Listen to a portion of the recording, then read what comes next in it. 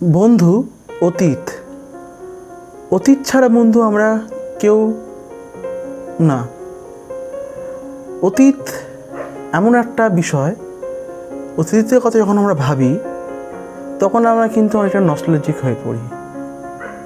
যেমন বসন্তের হাওয়া তোমার শরীরে যখন লাগে, যেমন তোমার মন স্নিগ্ধ হয়ে যায়, ঠিক যখন কালবৈশাখী ঝড় আসে তখন যেমন তোমার মন ভাঙে, ঠিক তেমনকেই বলে অতীত। অতীত ছাড়া আমরা কেউ না, যেমন আমি না, তুমি না, কেউ না। অতীত বর্তমান মিলেই তো জীবন। এখন তোমার অতীতে ভালো খারাপ মিলেই দুটোকে বলে অতীত। যখন অতীতের ভালো কথা মনে পড়ে তখন আমাদের মনের মধ্যে স্নিগ্ধ হাসি, মন ভালো হয়। আবার যখন আমাদের খারাপ কথা মনে পড়ে, রাত্রেবেলা বালিশের কোনা ভেজে সবার। হ্যাঁ বন্ধু, তাই আমরা অতীত ছাড়া কেউ না, তুমি আমি কেউ না।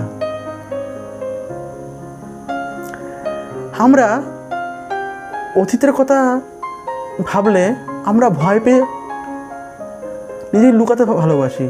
তুমি লুকাবে কোথায়? আরে তোমার মন তৈরি হয়েছে তোমার মন ভাঙার জন্য।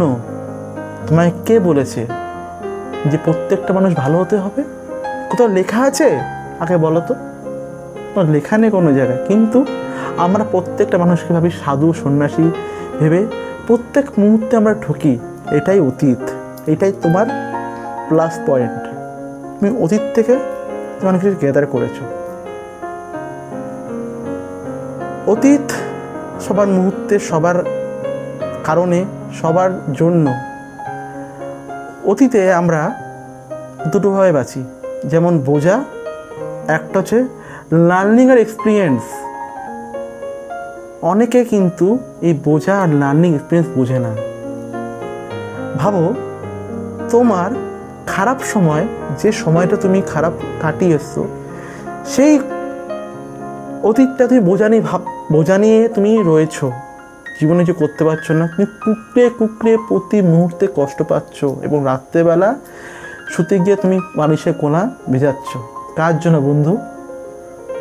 আবার এমন অনেক বন্ধু আছে যারা অতীতে ভুল করে আসা বিভিন্ন রকম ভুল ত্রুটি বর্তমানে তাদের কাজে লাগাচ্ছে, তারা সাকসেসফুল হচ্ছে।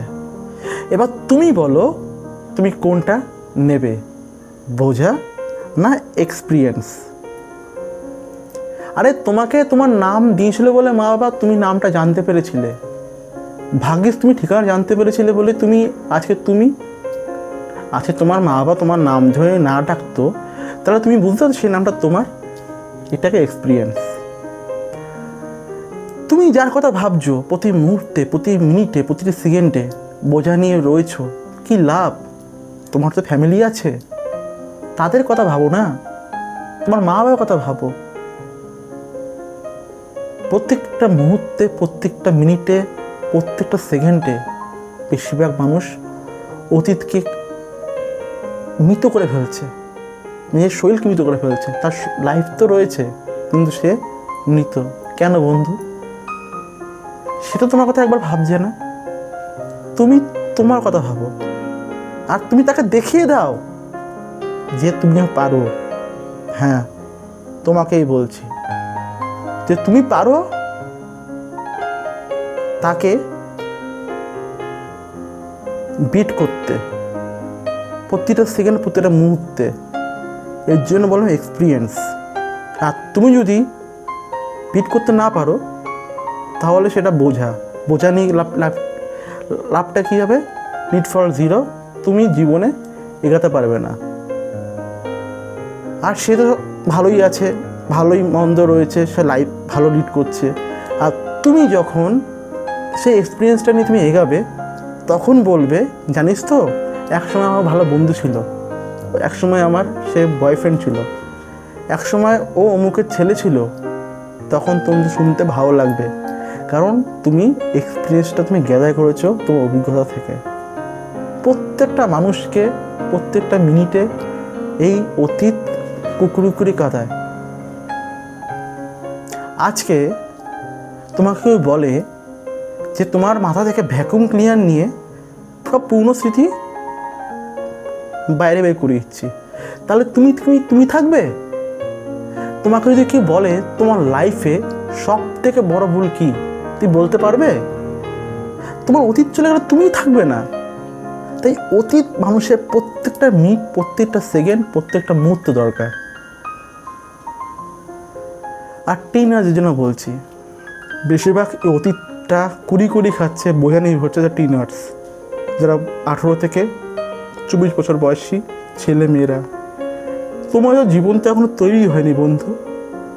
তোমাদের স্কুল বা কলেজে পড়ো, তোমার লাইফের দিকে ফোকাস করো, তোমার লাইফের দিকে তোমরা নিজেকে মেনটেন করো। তুমি যাকে শেখে তুমি কষ্ট পাচ্ছ তাকে তুমি দেখিয়ে দাও, এক্সপিরিয়েন্স গ্যাদার করো, অনেক লাইফ পড়ে আছে। আজকে তোমাকে হয়তো আমি ভিডিওটা দেখে তোমাদের হয়তো ভালো লেগেছে, সঙ্গে আছে জুয়েল। তাই আজকের যে মূল বিষয় ছিল যে অতীতকে কী করে ভুলবে, আশা করছি তোমরা বুঝতে পেরেছো। দরকার পড়লে আবার ভিডিওটা প্রথম থেকে দেখো। আর যদি এমন টাইপের ভিডিও তোমরা প্রতি মুহূর্তে দেখতে চাও তাহলে অবশ্যই লাইক এবং সাবস্ক্রাইব করো এমন টাইপের ভিডিও দেখার জন্য। তো পরবর্তী ভিডিওর জন্য বন্ধুরা পরবর্তীকালে দেখা হবে। ধন্যবাদ।